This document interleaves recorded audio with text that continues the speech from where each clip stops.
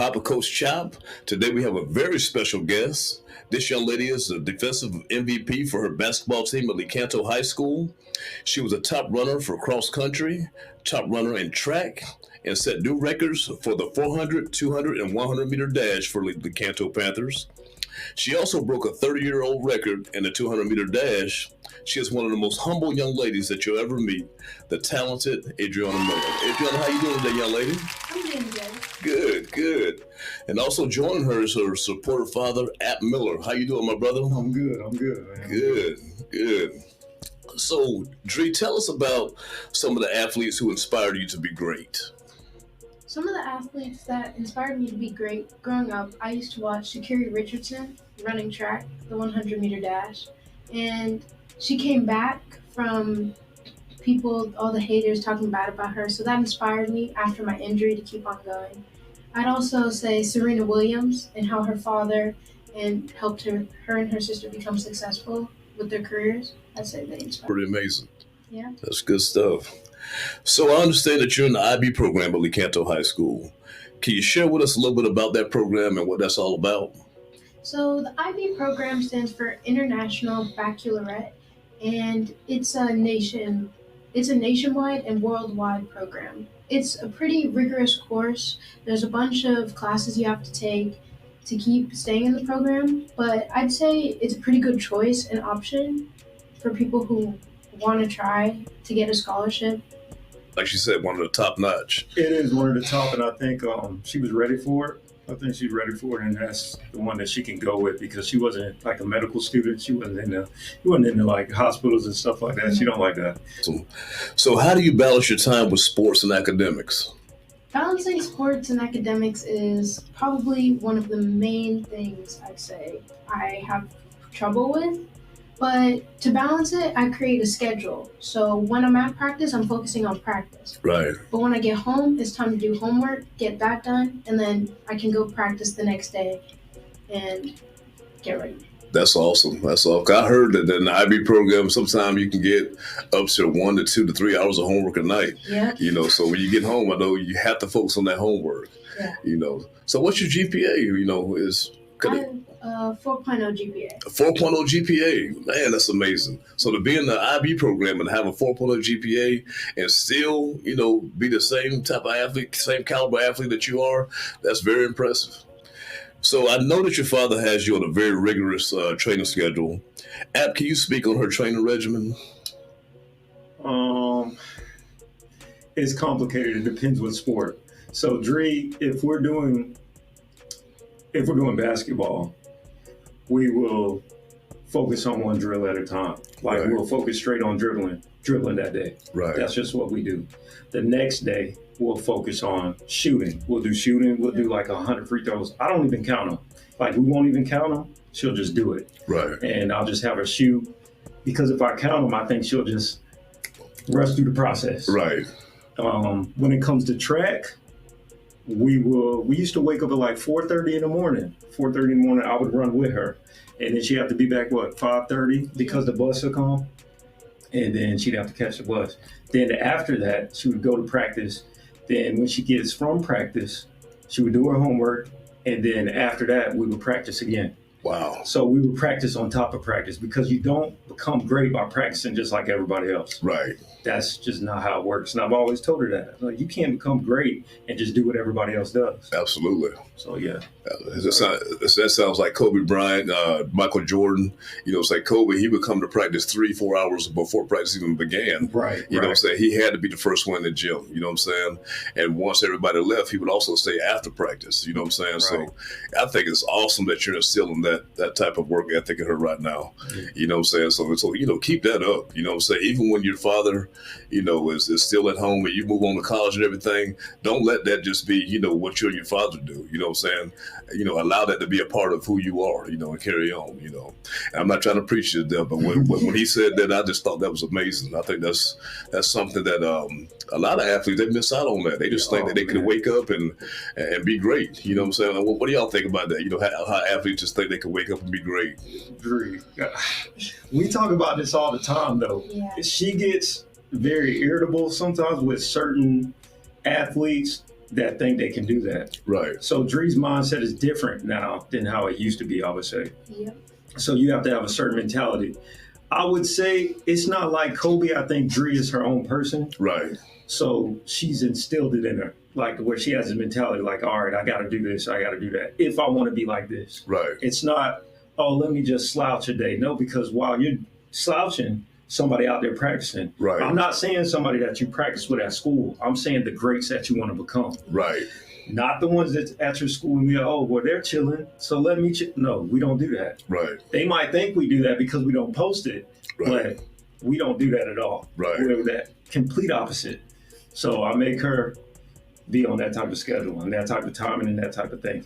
That's awesome, man, because it's all about the work you put in when nobody's looking. Exactly. You know what I'm saying? I mean, people, they see you work hard in practice. They're like, oh, well, she's just a hard worker in practice. But, man, they have no idea what I put her through after practice. Right. They don't know. They think she's probably just going home chilling. She already knows she has to do homework, and then after homework, she has to train again. Right. So it's not like, oh, well, let me just put the camera on her where I can show she. No.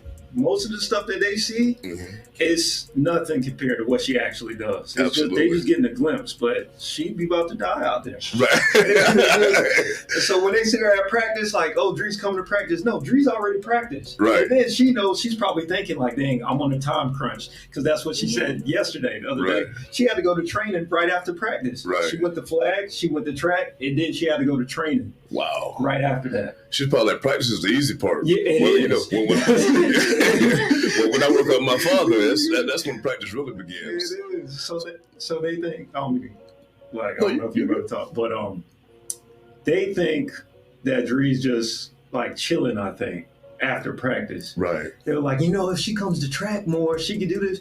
Bro, do you know that she's doing this on the weekend? What y'all do is not even compared to anything that she's doing already. Right. So she's probably like bored out there. Right. You know what I mean? So I try to have her have that mentality if she wants to be great. So I tell her, if you want to be great, that's what you got to do. If you don't, you want to be mediocre, you want to be average, and that's just what it is. Right. That's what you will be. You're right.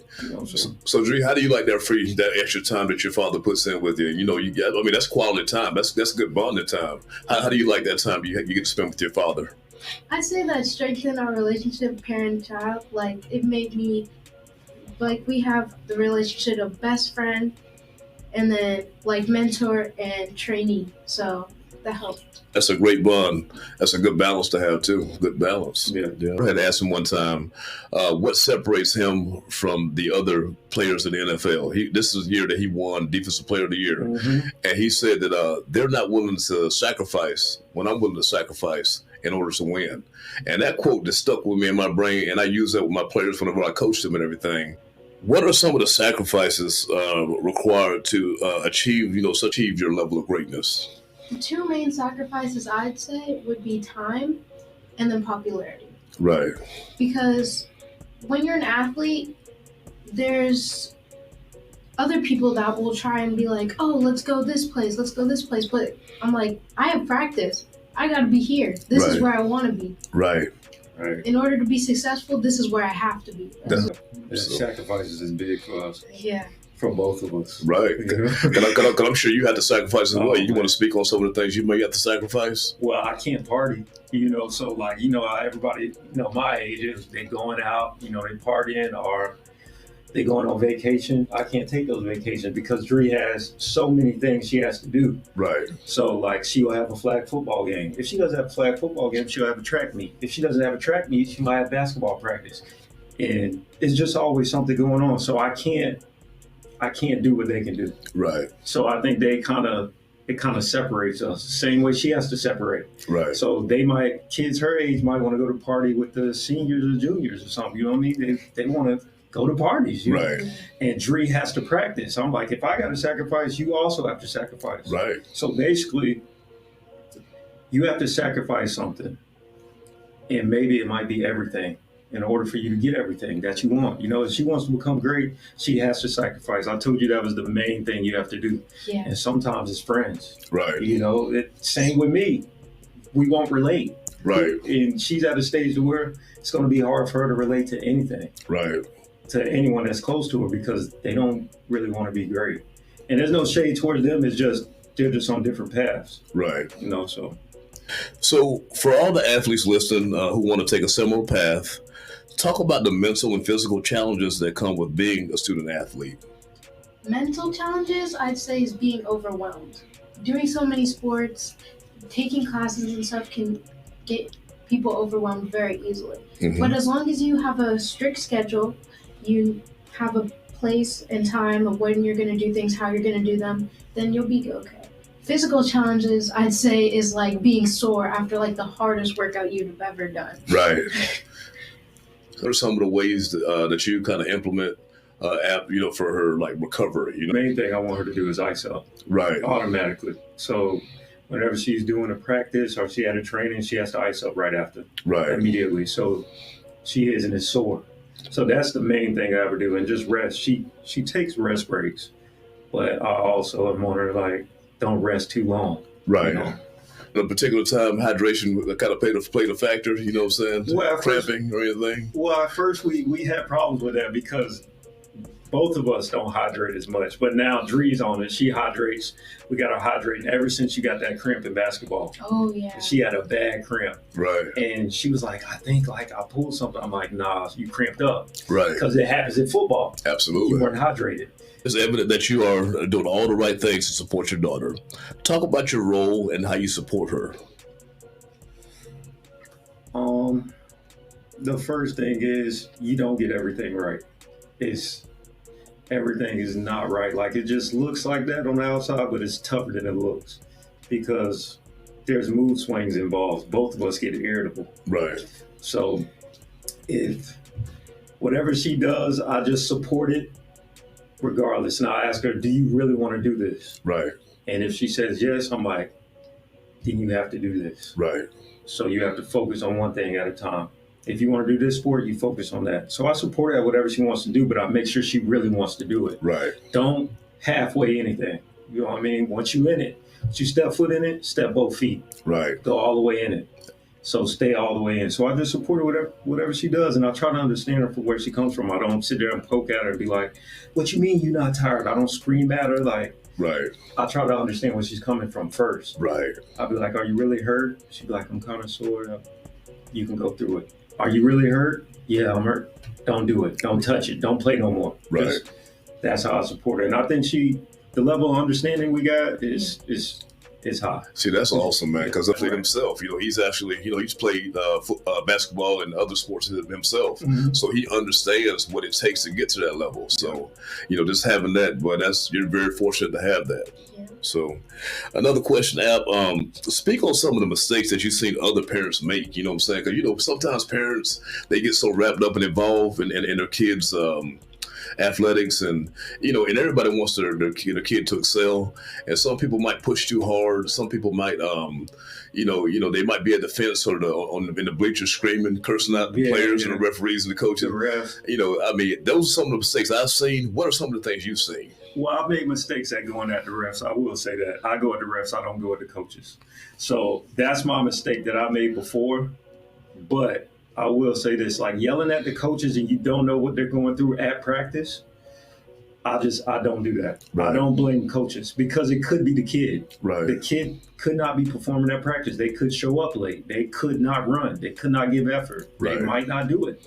And that's the things that parents don't see, so they automatically blame everybody else for their own mistakes. Right. See, I don't blame anybody but me. And one thing me and Dree both we do is accountability.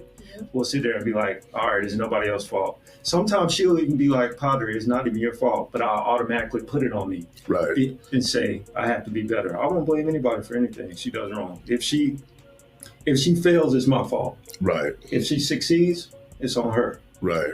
So that's how I see it. It's as simple as that. Blow the wrong way. Right. And one thing I do notice is they do go at everybody else besides looking in the mirror, and they do try to look through their kids. Right. A lot of people do that, but you can't. You can't. Your kid is not you. Right.